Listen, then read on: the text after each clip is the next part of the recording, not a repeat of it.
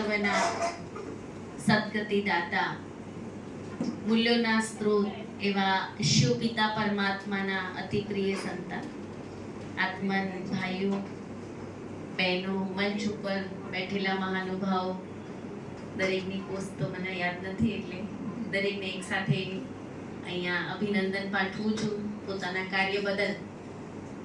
અને આજે ખાસ આપણે સૌ પરમ પવિત્ર તહેવાર રક્ષાબંધન નિમિત્તે એકઠા થયા છીએ.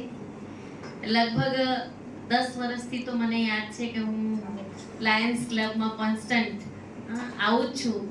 ગેપ ગયા વર્ષે પડી હશે કદાચ, પરંતુ છતાંય અને મને પણ એવો ભાવ હોય છે કે મને હવે અહીંયા પરિવાર જેવું લાગે છે. જ્યારે પણ લાયન્સ ક્લબમાં આવવાનું થાય એટલે મને એમ લાગે કે હું મારા પરિવારમાં જઉં છું. એટલે આ પરમ પવિત્ર તહેવાર શેના માટે ઉજવવામાં આવે છે?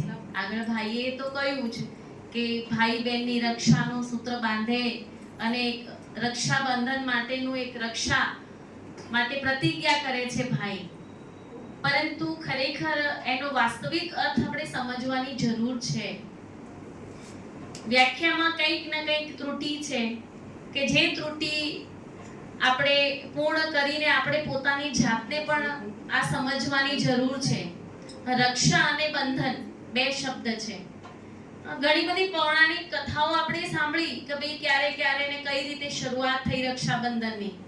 પરંતુ જ્યારે પ્રથમ પૌરાણિક કથા જે છે શરૂઆતમાં, એમાં કોઈ ભાઈ બહેન લક્ષ નહોતું. જેમ ઇન્દ્રાણીએ પણ ઇન્દ્રદેવને રાખડી બાંધી યુદ્ધના સમયે, તો ત્યાં પણ સંબંધ પતિ પત્નીનો હોવા છતાં પણ એક શુભ ભાવ હતો કે પોતાના પતિની રક્ષા થાય. એવી રીતે જ યમે પણ યમુના એની બેન પાસે બંધાવીને કહ્યું કે જ્યારે જ્યારે જે પણ ભાઈ પોતાની બેન પાસે રક્ષા સૂત્ર બંધાવશે તો એને કાળ ક્યારે પણ અડી નહીં શકે. અને એવા પણ કિસ્સાઓ જોયા છે. અને એ સાથે જ પૌત્ર અને નાની, જેમ કે કુંતી માતા અને અભિમન્યુનું જે આપણે રક્ષા સૂત્ર બાંધે છે, એ પણ એક સંબંધ પવિત્ર અને ઊંચો છે. એટલે રક્ષા બંધાવી એ કોઈ સંબંધના સીમિત નથી. ભલે આપણે અત્યારે સંબંધના સીમિત બનાવી દીધું છે રક્ષાબંધન.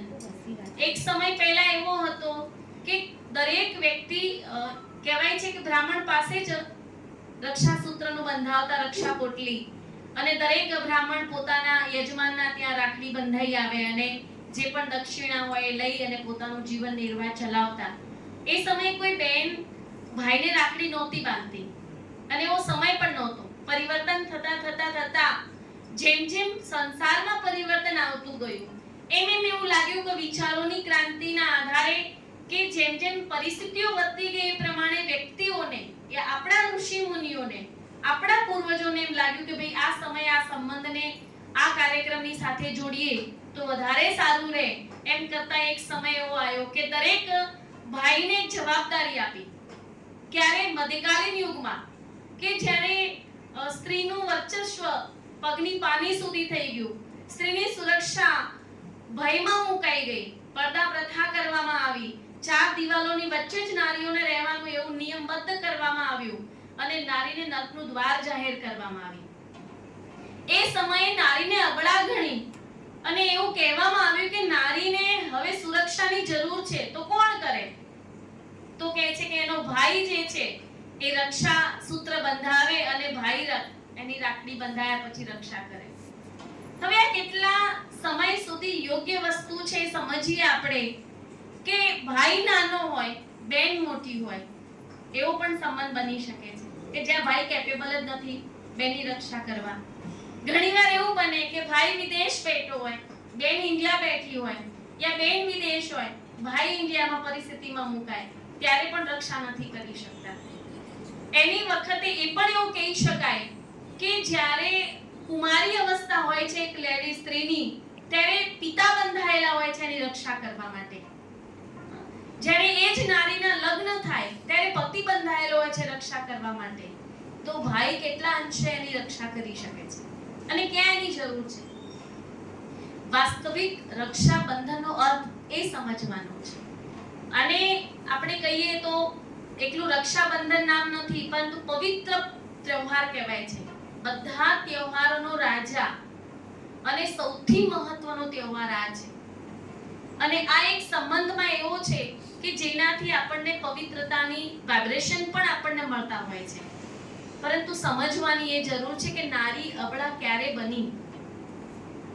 પહેલા નારી સબળા હતી. આજે પણ લક્ષ્મીની જરૂર હોય તો આપણે કોની પૂજા કરીએ છીએ? દેવી લક્ષ્મી માની.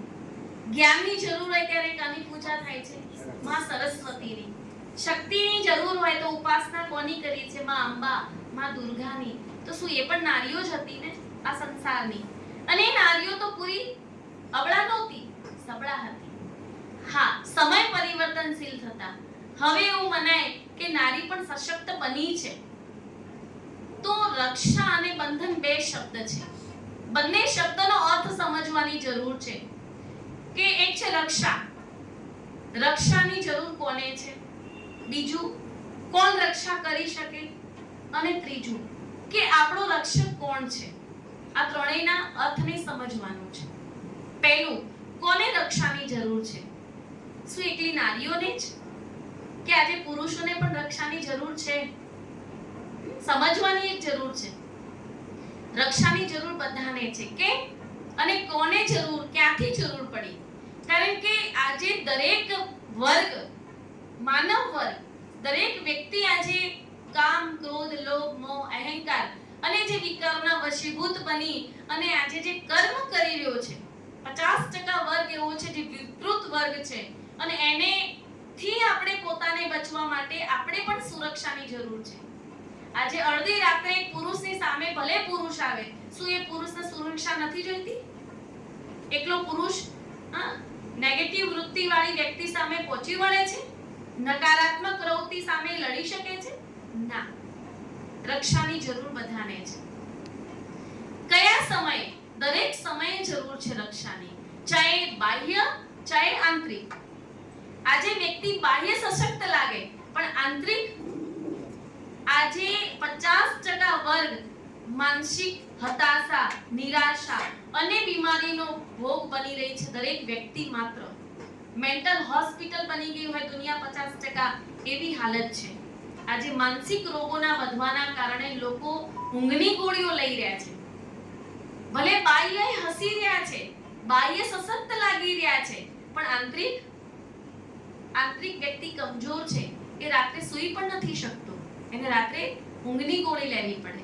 શું એ વ્યક્તિને સુરક્ષાની જરૂર નથી લાગતી પોતાના સ્વની? કોણ કરશે સુરક્ષા? એટલે ત્રીજો છે રક્ષક કોણ છે સંસારનો?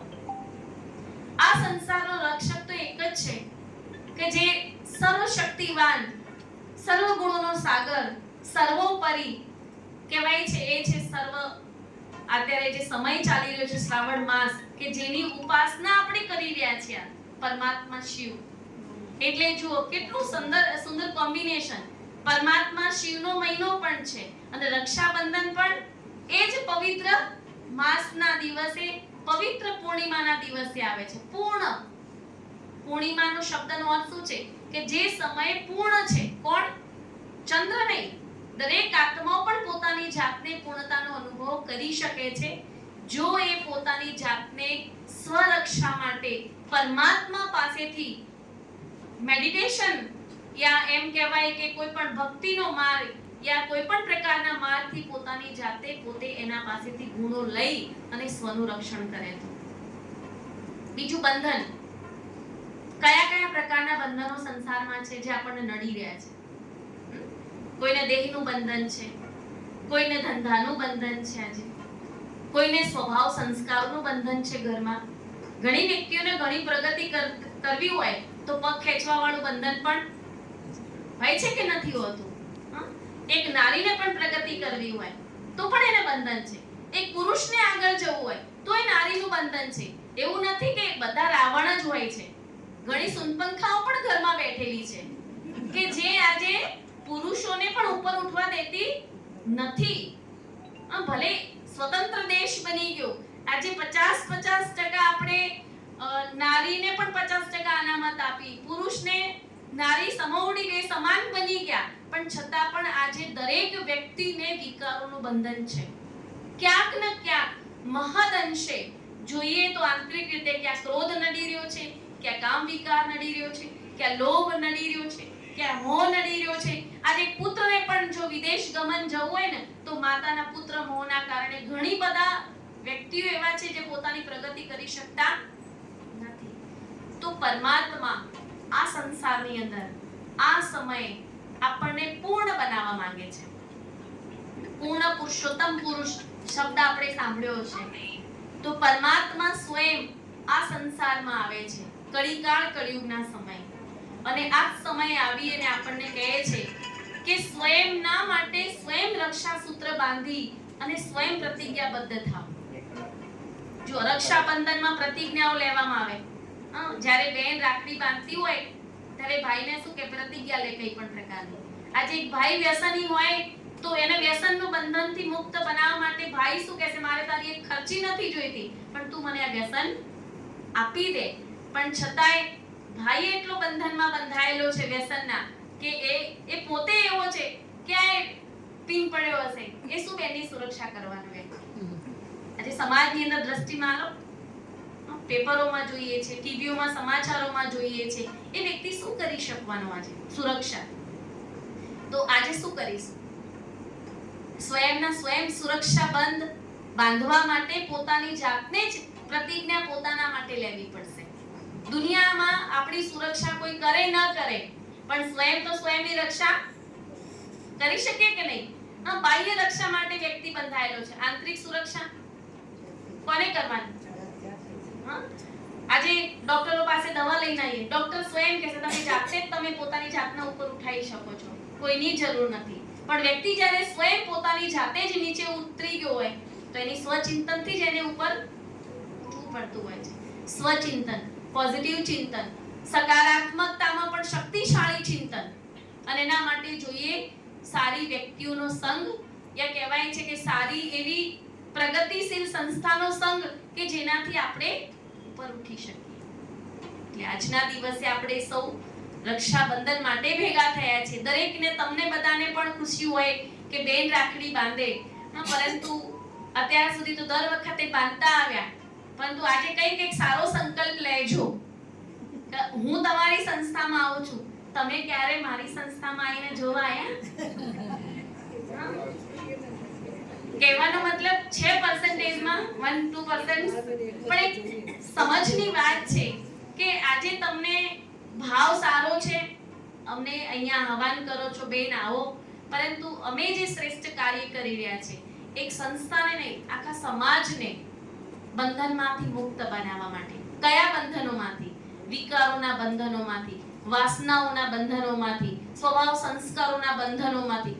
ઘણા બંધનો એવા છે કે જેમાંથી વ્યક્તિ પોતે પોતાની બેડીઓમાં એવા પગ ઝઘડાયેલા છે કે પોતે પોતાની સ્વપ્રગતિ આંતરિક પણ નથી કરી શકતો.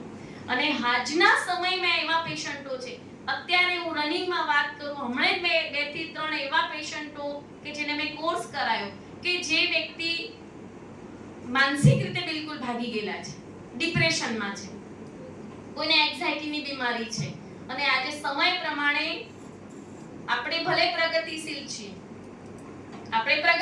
છીએ, પરંતુ છતાંય આપણી આંતરિક પ્રગતિ અટકી ગઈ છે, આપણને કોઈનો સપોર્ટ નથી. એટલે એ જરૂર સંકલ્પબદ્ધ થઈએ. આજે ભલે રક્ષા સૂત્ર બાંધીએ પણ આપણે પરમાત્મા સાથે કઈ પ્રતિજ્ઞાબદ્ધ બની અને આજે એક ગુણ, એવો ગુણ હું જીવનમાં અપનાવું અને કોઈક એવો અવગુણ હું છોડું અહીંયા કે જે મને મારી જ પ્રગતિમાં યા મારી આસપાસની વ્યક્તિને પ્રગતિ કરવામાં વિઘ્ન રૂપ છે.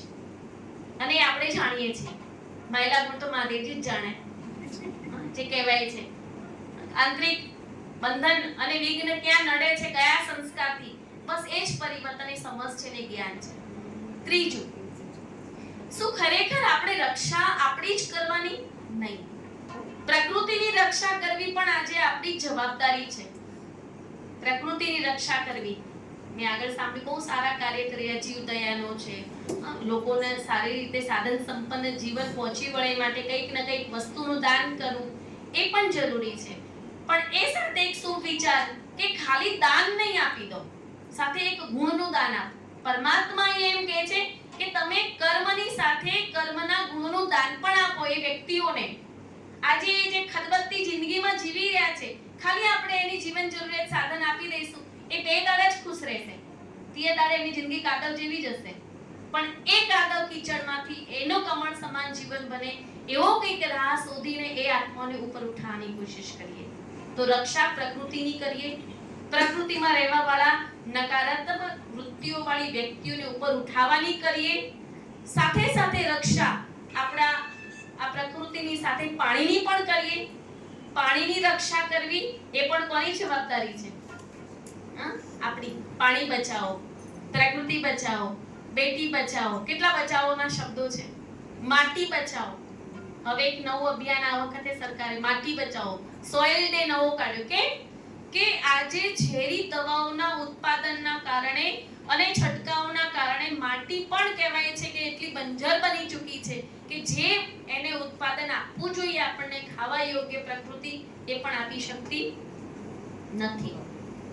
અમારી સંસ્થાનો ગ્રામ વિકાસ અભિયાન છે અને ગ્રામ વિકાસ અભિયાન દ્વારા અમે પ્રાકૃતિક ખેતી કેવી રીતે કરી અને આપણી માટીને પણ બચાવી, સાથે પ્રકૃતિને પણ બચાવી અને આપણા જીવનને બચાવવાનું છે. કેમ કે આપણે રોજનું ઝેર જ ખાઈ રહ્યા છીએ. રોજનું ઝેર. તો પણ શરીર એટલું શક્તિશાળી છે કે લડી તો રહ્યું છે આપણું શરીર ઝેર સામે, પણ ક્યાં સુધી? આ માનસિક બીમારીઓ, શારીરિક બીમારીઓ, ચાહે ગિફ્ટની રૂપે ડાયાબિટીસ, બીપી, કેન્સર, બધું જ કોના આધારે છે? અન્નના આધારે. તો અન્નને બચાવવું પણ કોની જવાબદારી? આપણી જવાબદારી છે.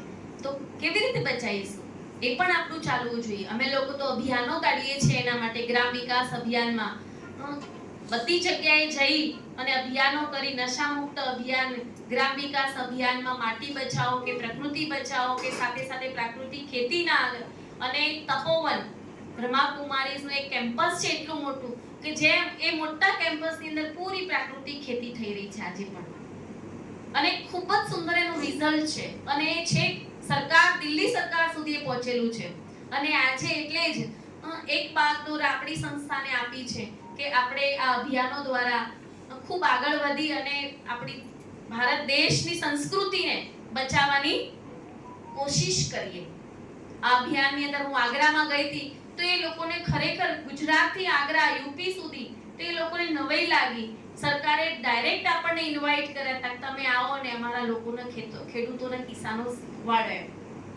અને જ્યારે અમે લોકો ગયા તો ખરેખર એ લોકોને નવાઈ લાગતી હતી, શું આવી પણ ખેતી હોઈ શકે? અને ધીરે ધીરે હવે લોકો કઈ બાજુ વળી રહ્યા છે? ઓર્ગેનિક તરફ વળી રહ્યા છે. અને એવો શ્રેષ્ઠ સંકલ્પ અહીંથી પણ શુભ સંકલ્પ એવો કરીએ કે દરેક કિસાનોની સદબુદ્ધિથી એ કિસાનો પણ માટી બચાવ યા પ્રકૃતિના બચાવના કાર્યમાં પ્રાકૃતિક ખેતી તરફ વળે એવો શુભ સંકલ્પ પણ આપણે કરીએ. એ પણ આપણે બંધનને સ્વીકારીએ. બાકી પરમાત્મ બંધન જ એવું છે કે દરેક વ્યક્તિ સામેથી સ્વીકારે. બાકી કોઈ બંધન કોઈ સ્વીકારવા તૈયાર નથી. કોઈને બંધન ગમે છે? કોઈને એમ તો 5 મિનિટ અહીંયા જ બેસી રહેવાનું, બોલ્યા ચાલ્યા વગર એ માણસ સ્થિર નહીં બેસી શકે. એને શું લાગશે? બંધન. કોઈ વ્યક્તિને એમ કીધું કે આ ગ્લાસ પકડીને 10 મિનિટ આમ જ ઊભા રહો તો એને શું લાગશે? ખાલી ગ્લાસ. તો પણ એને બંધન લાગશે. કેમ કે એનો ઉપયોગ નથી એની માટે કશું, એને એનાથી પ્રાપ્તિ નથી એટલે એને બંધન લાગે છે.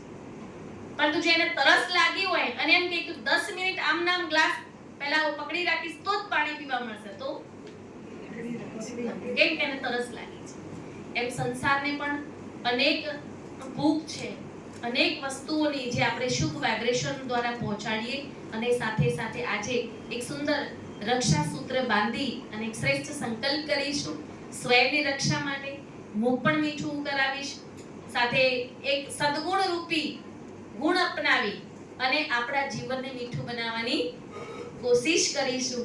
અને જે પણ તમને વરદાન કાર્ડ મળે છે ભગવાનના ઘરેથી, એ વરદાન કાર્ડ એવું સમજજો કે મારું 1 વર્ષ દરમિયાનનું કઈ દિશામાં મારું કર્મ હોવું જોઈએ એના માટે મને આ ભગવાને વરદાન આપ્યું છે અને એ ઉપર ચાલવાની હું કોશિશ કરીશ. એટલે તમને બધાને રક્ષાબંધનની ખૂબ ખૂબ શુભ બધાઈ ઇન એડવાન્સ. અને આપ સૌનું પણ ભગવાન ખૂબ સારી રીતે રક્ષા કરે. આંતરિક, માનસિક, શારીરિક બધી જ રીતે રક્ષાની જરૂર છે અને ભગવાન તમને એના માટે શક્તિ આપે એવી આ સંસ્થા તરફથી પ્રજાપિતા બ્રહ્માકુમારી ઈશ્વરીય વિશ્વવિદ્યાલય તરફથી એક ખૂબ શુભ ભાવના અને શુભકામના છે. ઓમ શાંતિ.